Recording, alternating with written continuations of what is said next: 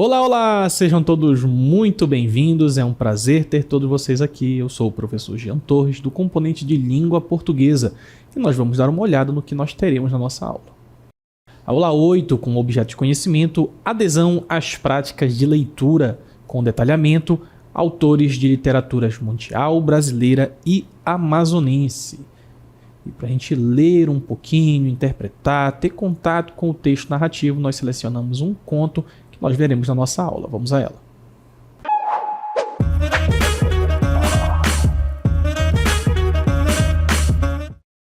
Antes da gente partir para a nossa prática de leitura, conseguir observar elementos importantes sobre o conto, afinal de contas, nós selecionamos um conto.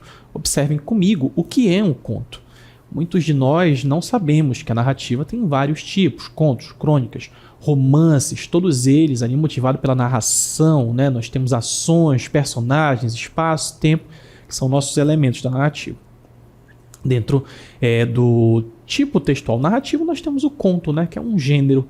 E o conto é essa história curta, caracterizada por uma única situação dramática. Então pensem em vocês, em uma época em que se escrevia, mas as pessoas começaram a ter pouco tempo. E em função desse pouco tempo, muitas narrativas se tornaram mais curtas, como o conto. Então essa é a história curta, caracterizada por uma única situação dramática. Então é selecionado um único caso na vida de um personagem, ou de um espaço, ou situado em algum tempo, mas bem como se fosse focado, um foco em uma situação específica. Então focaliza esse conflito central enfrentado pelo nosso protagonista, aquela pessoa que vai ser o centro da nossa narrativa. Nestas narrativas, as complicações da trama, juntamente com o tempo e o espaço em que ocorrem, são precisamente delineados. Então pode se passar num ônibus, por exemplo, ou numa floresta encantada, mas lembrem, é um recorte daquela história que nós estamos contando. Então pode ser só sobre alguma coisa que aconteceu num dia específico com a nossa personagem, ou apenas em alguns minutos. Depende muito do nosso narrador. Ele quer contar uma história, ele quer contar um caso, ele quer focar num aspecto daquele personagem. Perfeito? E eu falei para vocês que antigamente nós tínhamos, na verdade até hoje nós temos narrativas mais longas, como o romance, por exemplo, só que em função do tempo das pessoas, da necessidade delas trabalharem mais, ali na Revolução Industrial, o conto vai se transformando numa narrativa mais preferível, porque ele é mais curto. E por isso nós vamos fazer essa distinção entre o que é o conto e o que é o romance. São gêneros narrativos, né? Mas com algumas diferenças. No caso do romance, eu tenho personagens que vivenciam muitas situações ao longo da história. Então eu vou focar num personagem, por exemplo, chamado João. Vou pegar desde a infância dele até a vida adulta, no caso de um romance de formação. Ou eu posso falar sobre vários eventos da vida do João já adulto, mas eu não foco só numa situação, no caso do romance. Então pode haver viagens no tempo, locais variados, histórias paralelas, isso tudo no romance, tá? No conto não, no conto eu tenho tudo voltado geralmente para um só espaço ou pouquíssimos espaços num curto espaço de tempo. O romance é uma narrativa ampla e abrangente, muitas teias narrativas. É como se fosse uma novela, você sabe, uma produção televisiva como uma novela em que nós temos tramas que se passam ao longo de bastante tempo, com uma personagem, com vários personagens secundários. O romance funciona dessa forma. O conto não, o conto é mais centrado, ele precisa focar em alguma coisa. Então a gente tem esse mapa mental que representa muito bem esses aspectos do conto. O foco em uma única sequência de acontecimentos, como eu falei para vocês, num espaço curto, pode ser ali num ônibus, num tempo que vai ser delimitado. Também temos detalhes minuciosos como se fosse observado através de uma lupa. Então você pense aí num aspecto geral, em que nós temos uma cidade, por exemplo, mas a gente vai usar a nossa lupa para focar no nosso personagem, o que está acontecendo com ele naquele momento da história dele. Então as histórias são mais simples e elas são mais diretas, ela precisa ser objetiva. O que não significa que ela não pode ter uma complexidade narrativa, uma complexidade na sua análise, mas elas precisam ser simples e diretas. E o autor destaca um fragmento específico da vida dos personagens. Ele pode ter esbarrado em alguma pessoa que ele já conhecia da sua infância e desenvolve no diálogo entre os dois, por exemplo, para dar alguma significação àquele conto, tá bom? Dentro da categoria conto, nós temos alguns tipos de conto. Por exemplo, contos de animais que são protagonizados por animais, geralmente bastante curto. Eles falam, buscam às vezes alguma moral naquela história. São um pouco alegóricos, ou seja, a gente usa animais como se fossem pessoas para falar sobre algum tema em que nós não usamos pessoas, mas queremos, no final das contas, falar sobre a humanidade de forma geral. Temos contos de artimanha que vão privilegiar o comportamento astuto dos personagens. Então a gente vai buscar ali um final em que o personagem faz alguma estratagema, alguma estratégia para se livrar de alguma coisa, ou então para enganar um outro personagem. Nos contos de animais isso também aparece bastante, tá? Temos os contos etiológicos, que é um modo imaginativo de explicar o motivo pelo qual algo é o que é. Como se eu estivesse contando a história de algo simples, como a tesoura. O conto sobre como surgiu a tesoura. Não vai ser próximo da história, vai ser alguma situação imaginativa, criativa, contando essa origem, tá? Os contos de aventura, em que o meu herói ele vai sair em viagens em busca de desafios e prêmios desconhecidos. Então o meu herói vai em busca dessas aventuras. Muito comum de textos retirados lá do texto das Mil e Uma Noites, por exemplo. Ele sai em busca de uma viagem, enfrenta desafios, vilões e tudo mais, e vai em busca desse prêmio desconhecido ou um tesouro. Também temos os contos de acumulação, que valorizam a repetição e o acréscimo de informações que constroem o produto final. Então eu tenho, existia um gato e ele era preto e pequeno. Existia um gato que era preto e pequeno e ele gostava de dormir. Então eu vou sempre acrescentando essas informações nesses contos de acumulação. Essa repetição é valorizada, né? Também temos contos de fada ou de encantamento. Vocês devem conhecer bastante em função de filmes, né, que foram transformados a partir desses contos. Tem ou não esses elementos fantásticos, mas focado em uma moral, em lugares e épocas definidas. E os contos de fada eram usados muito como uma forma de educar crianças, né? Não saia sozinho na floresta. Então você tinha lá o lobo, não vá sozinho, não aceite ajuda de estranhos. Tudo isso com essa moral para fazer com que as crianças principalmente conseguissem entender essas ideias. Os contos maravilhosos, que têm elementos mágicos e sobrenaturais, que ajudam nas resoluções de conflitos. A gente tem lá aquele mundo maravilhoso, onde as pessoas, entre os animais falam, as árvores falam e tudo mais. E o conto moderno, que é menos vinculado às tradições. Às vezes se passam páginas e páginas dentro da cabeça de um personagem, por exemplo, não focando tanto na questão de espaço, na questão de tempo. Os contos modernos, eles buscam subverter um pouco esse processo, transformar esses processos dos contos mais tradicionais, perfeito? E baseado em tudo isso, a gente teve uma ideia do que é o conto, só para a gente introduzir, porque o que a gente vai fazer é justamente ler um conto que vai estar adaptado. Ele não vai estar completamente aqui, alguns trechos, mas eu vou dar a ideia geral até em função do nosso tempo, tá? Antes da gente falar do conto, a gente vai falar sobre quem escreveu esse conto, que foi esse autor mineiro aí, o Guimarães Rosa, um dos grandes escritores da literatura brasileira de todos os tempos. João Guimarães Rosa nasceu em 27 de junho de 1908, no início do século XX, na cidade de Cordisburgo, lá em Minas Gerais, sudeste do Brasil. Desde criança, ele gostava muito de ouvir as histórias contadas pelos moradores da região, o que despertou nele um amor pela literatura. Então ele era do interior de Minas Gerais, gostava de mapas, gostava de praticar vários idiomas, falava em inúmeras línguas, entendia e lia muitas outras, sempre muito culto. E ele gostava dessas crianças, assimilava o sotaque das pessoas da sua região, e quando ele se tornou escritor, ele passou a utilizar isso nas suas obras também. Estudou medicina e chegou a ser médico militar. Também foi diplomata, tá? Durante sua carreira, ele teve a oportunidade de viajar por várias regiões do Brasil, conhecendo diferentes culturas e pessoas, e vários outros países do mundo também. Trabalhou na Alemanha, por exemplo. Essas experiências influenciaram muito sua escrita. Ele é mais conhecido por seu livro, que é um romance, falei, né? Um livro que é de maior escopo, de várias temáticas dentro ali da nossa narrativa, que é o Grande Sertão Veredas, uma obra que retrata a vida no sertão brasileiro de uma maneira única e cheia de aventuras. Guimarães Rosa tinha um jeito especial de escrever, usando palavras e expressões que ele mesmo inventava. Isso é o que a gente chama de neologismo. Quando você ouvir a palavra neologismo, você vai pensar em invenção de palavras, o que torna sua obra ainda mais interessante, e ele também se destacou na escrita de contos. E é justamente um conto do nosso querido Guimarães Rosa que nós vamos ler, que faz parte de uma coletânea chamada Primeiras Histórias. Talvez seja o livro mais simples dele, não simples no sentido de que ele não é profundo, simples no sentido de mais acessível, onde você começa a ler o Guimarães Rosa e começa a entender um pouco da sua narrativa. O conto que a gente vai ler se chama A Menina de Lá. Já tem um título que chama a atenção, né? A menina de lá de onde? E isso já faz com que o leitor se interesse por aquela narrativa. É um conto, como eu falei, de primeiras histórias, que ajuda a gente a pensar um pouco sobre descoberta, sobre como as crianças descobrem, como elas percebem, como elas vivem, e até brincam também com as palavras à medida que elas vão assimilando a ideia da linguagem.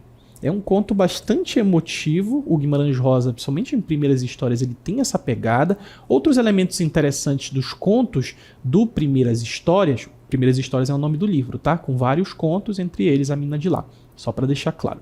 E esses vários contos utilizam personagens como crianças, loucos, marginalizados, e até um extraterrestre, num outro conto chamado Um Moço Muito Branco, todos para contar um pouco sobre a ideia da linguagem, sobre a descoberta e, no caso de Primeiras Histórias, sobre o milagre. O milagre é muito importante. As obras elas sempre apresentam alguma situação, um conflito e, no fim, geralmente tem alguma situação miraculosa, alguma coisa que muda completamente aquela expectativa do leitor que esperava que terminasse de um determinado jeito, mas geralmente não é assim, tá? Então bora dar uma olhadinha no nosso conto A Menina de Lá, muito interessante, trouxe para vocês justamente porque tem uma pegada um pouco sobre a descoberta infantil, né? Então, A Menina de Lá, de Guimarães Rosa, nós temos ali a nossa ilustração situando um pouco nessa ideia de fazenda, que é onde se passa, muitos textos do Guimarães Rosa em fazendas, no sertão mineiro, e o texto fala justamente sobre esse elemento espacial, logo no início. Sua casa ficava para trás da Serra do Mi. Também os nomes são muito peculiares, os nomes dos lugares, né? A Serra do Mi, como se falasse de si mesmo. Quase no meio de um brejo de água limpa, lugar chamado o Temor de Deus. Então a gente está situando o nosso conto no espaço, né? Para trás da Serra do Mi, quase no meio de um brejo de água limpa e um lugar chamado o Temor de Deus. O pai, pequeno sitiante, lidava com vacas e arroz. E aí nós vamos acrescentar esses personagens aos poucos. O pai dessa menina de lá, que a gente vai saber quem é, né?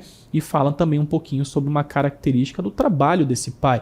Ele era um pequeno sitiante e ele trabalhava com vacas e arroz. Continuando o nosso texto. A mãe urucuiana, que aí é a origem da mãe, né, do espaço que ela veio lá do Urucuia. Então a mãe urucuiana nunca tirava o terço da mão, logo a mãe era muito religiosa, né?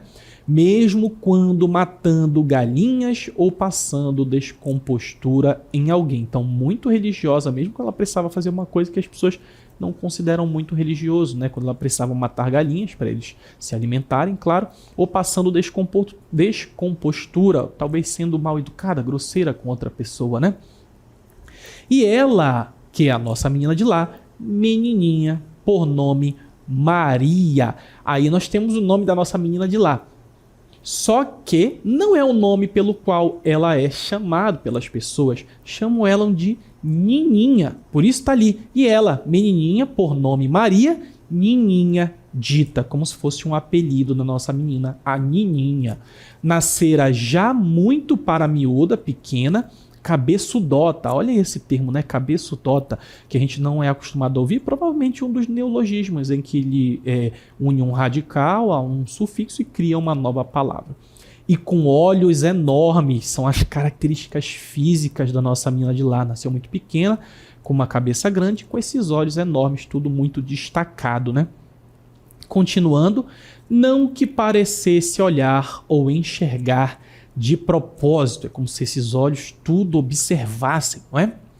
Parava quieta, não queria bruxas de pano, brinquedo nenhum, sempre sentadinha onde se achasse, pouco se mexia. Então era uma criança muito quieta, né? Ela não gostava de brincar com as bruxas de pano, com esses brinquedos muito característicos dessa primeira parte da infância. Ela sempre ficava ali sentada no canto e se mexia pouco, onde quer que ela estivesse.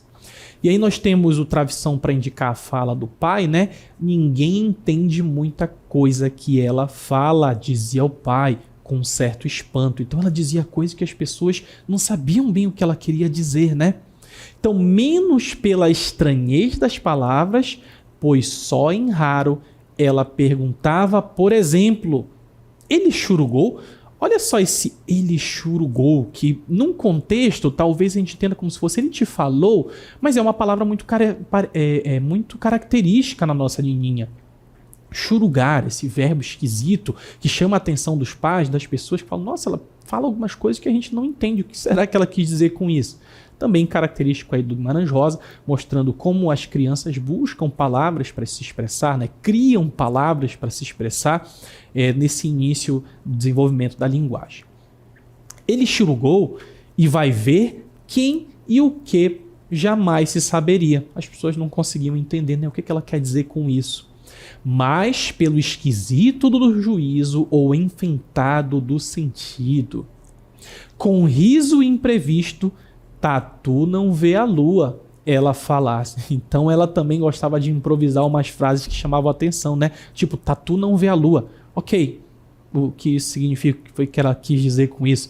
É aquela coisa imaginativa da criança, né? Falam coisas que às vezes a gente se surpreende, você ouve assim e fala, nossa, por que falou isso? O que tem a ver? Ouve as palavras, mistura, mas como eu falei, também é uma forma de expressão, não é? Bora continuar nosso texto. Em geral, porém, Nininha, com seus nem 4 anos, então ela tem ali menos de 4 anos, né? Não incomodava ninguém e não se fazia notada a não ser pela perfeita calma, imobilidade e silêncio. Ninguém nem reparava de tão quieta que ela ficava. E isso também chamava atenção, né? Nem parecia gostar ou desgostar, especialmente de coisa ou pessoa nenhuma. Não gostava, nem gostava, ficava na dela numa posição de neutralidade, né? Botavam para ela a comida, ela continuava sentada, o prato de folha no colo, comia logo a carne ou o ovo, os torresmos, muito característico, né, da culinária mineira, o do que fosse mais gostoso e atraente. Então aquilo que tinha uma cara muito boa, ela comia logo. E ia consumindo depois o resto. Feijão, angu ou arroz, abóbora com artística lentidão. O resto ela ia comendo bem lentamente, né? Seria mesmo seu tanto tolinha? Ou seja, as pessoas observavam, achavam aquilo estranho, talvez até pensavam que ela tivesse alguma deficiência, mas ela comia logo que tinha uma cara muito boa, e o resto ela comia lento. Então será que ela é tão boba quanto parece? Uma pessoa ali quieta, que não pensa muita coisa, fala algumas besteiras que ninguém entende? Então o nosso narrador, ele chama a atenção para isso. Será que ela é tola? Será que não tem alguma outra coisa ali escondido na nininha? E a gente vai continuar vendo. Observe. Nada a intimidava. Então, uma pessoa corajosa, né? Típico das crianças também. Ouvia o pai querendo que a mãe coasse um café forte. Então o pai ia lá, pedia para a mãe coar um café como se estivesse mandando, e ela comentava, se sorrindo, menino pidão, menino pidão. Costumava também dirigir-se à mãe desse jeito, menina grande, menina grande. Então olha só, chamando a atenção dos próprios pais, né? E por isso que ninguém a intimidava, ela falava as coisas com uma propriedade, praticamente como se fosse ela a adulta da casa.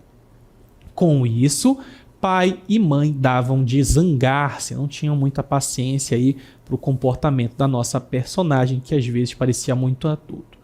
Então eles se zangavam, mas o nosso narrador vai dizer em vão.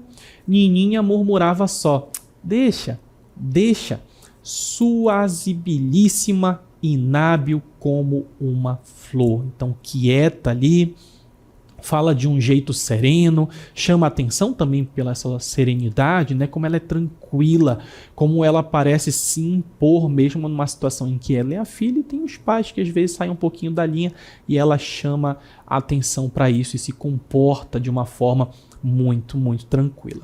Continuando nosso texto, o que falava às vezes era comum, a gente é que ouvia exagerado. Então, às vezes ela falava coisas que na verdade qualquer pessoa poderia dizer, mas ela já tinha essa mística tão forte que achavam que ela estava falando alguma coisa além. Então, olha lá, alturas de Urubuí, que é o espaço lá para o Urubuí, não dissera só a altura de Urubu, dissera só a altura de Urubu não ir, ou seja, que é algo que fica muito longe, as pessoas pensavam que ela estava dizendo outra coisa. O dedinho chegava quase no céu, então a gente imagina ela apontando, né? Lembrou-se de jabuticaba de vem me ver, suspirava depois, eu quero ir para lá. Aonde? Alguém perguntava, né?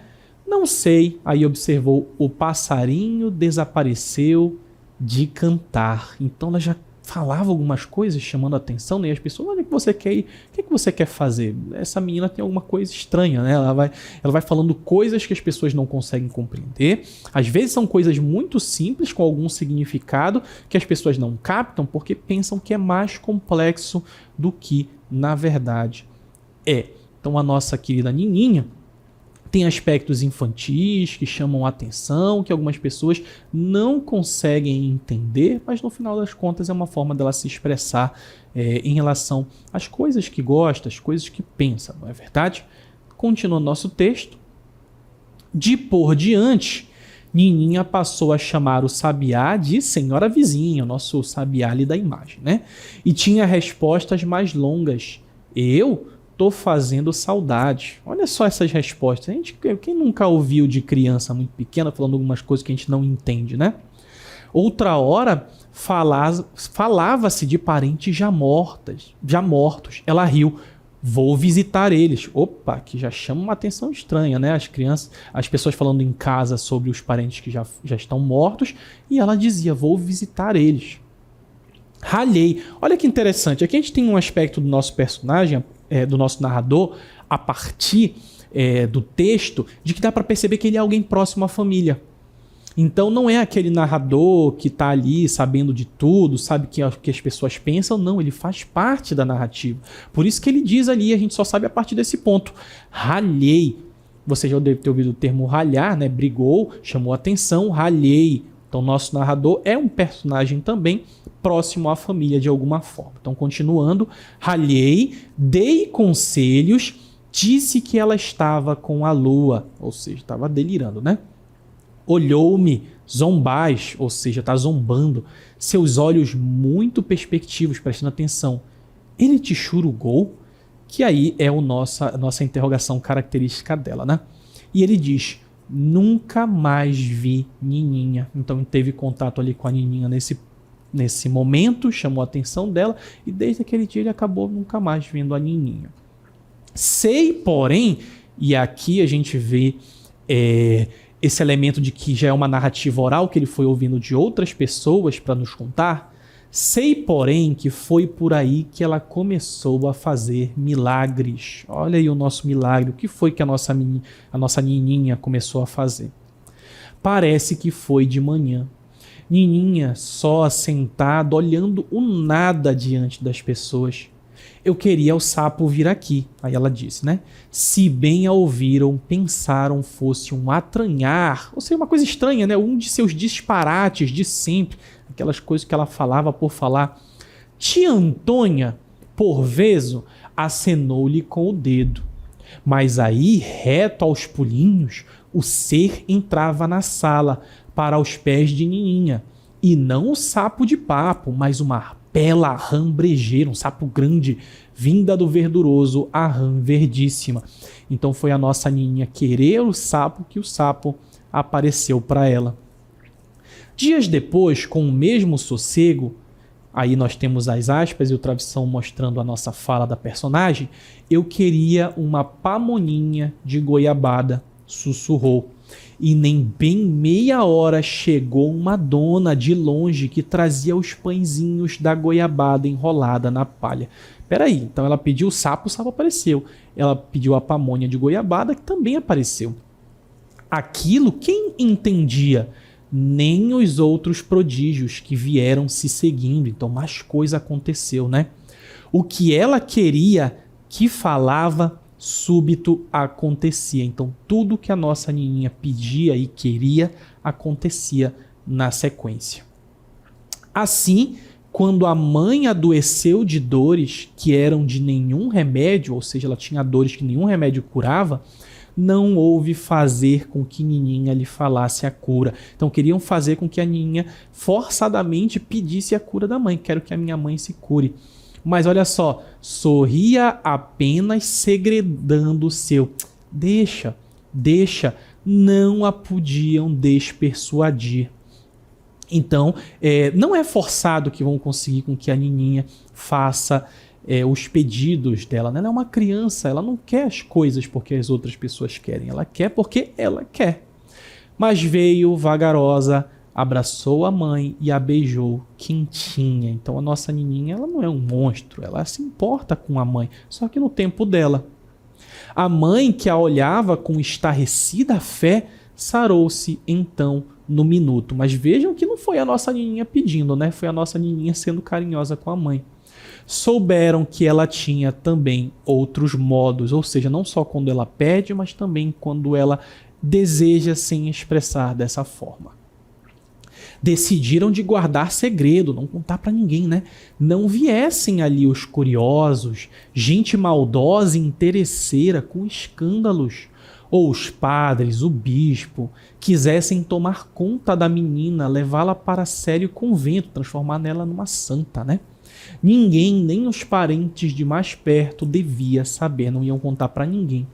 Também o pai, tia Antônia e a mãe nem queria versar conversas, sentiam um medo extraordinário da coisa, não queriam falar sobre o assunto, né? Achavam ilusão. O que ao pai aos poucos pegava a aborrecer era que de tudo não se tirasse o sensato proveito, ou seja, ele queria aproveitar o dom dela, né? Veio a seca, maior, até o brejo ameaçasse estorricar, ficar seco, sem água. Experimentaram pedir a Nininha que quisesse a chuva, mas não pode, ué. Ela sacudiu a cabecinha, ou seja, ela não queria desejar a chuva, não pode. Daí a 2 manhãs queria o arco-íris. Choveu, como eu falei, no tempo dela, né? E logo aparecia o arco da velha, o arco-íris sobressaído em verde e o vermelho, que era mais um vivo cor-de-rosa. Nininha se alegrou fora do sério à tarde do dia com a refrescação, com o refresco da chuva, né? Fez o que nunca lhe vira, pular e correr por casa e quintal, até porque ela era uma criança muito quieta. Mas houve que, a certo momento, tia Antônia repreendesse a menina, muito brava, muito forte, sem usos, até a mãe e o pai não entenderam aquilo, não gostaram. Então ela brigou com a Nininha, e ninguém sabe por que ela brigou com a Nininha. E Nininha branda tornou a ficar sentadinha, inalterada, que nem se sonhasse, ainda mais imóvel com seu passarinho verde pensamento. Então a tia ralhou, ninguém sabe por quê, e ela ficou quieta ali no canto dela. E vai, Nininha adoeceu e morreu. Sim, a nossa personagem faleceu, né? Diz-se que da má água desses ares, como se tivesse pegado uma doença da água, né? Todos os vivos atos se passam longe demais. Desabado aquele feito, houve muitas diversas dores de todos, dos de casa, um de repente enorme. A mãe, o pai e tia Antônia davam conta de que era a mesma coisa que se cada um deles tivesse morrido por metade. O sofrimento pela morte, né? Aí tia Antônia tomou coragem, carecia de contar, que naquele dia do arco-íris, da chuva, do passarinho, Nininha tinha falado despropositado de Satino, por isso com ela ralhara. O que foi que a Nininha disse que fez com que a tia ralhasse? que queria um caixãozinho cor-de-rosa com enfeites de verdes brilhantes, como da nossa ilustração. A agouraria, um agouro, né? Uma notícia ruim, alguma coisa que vem de ruim. Agora era para se encomendar o caixãozinho assim, sua vontade? Será que eles deveriam comprar esse caixão? O pai, em bruscas lágrimas, esbravejou que não, que se consentisse nisso. Era como tomar culpa estar ajudando ainda a Nininha a morrer. E para terminar, a mãe queria, ela começou a discutir com o pai.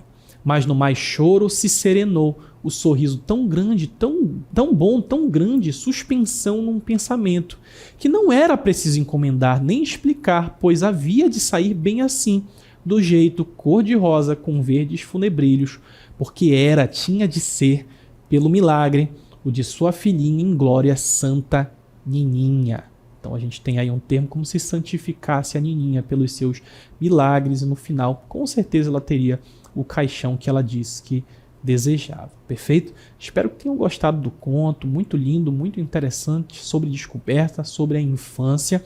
Guimarães Rosa sempre traz esses tipos de texto para fazer refletir e emocionar. Como não há mais nada a ser explicado, nós vamos encerrando por aqui.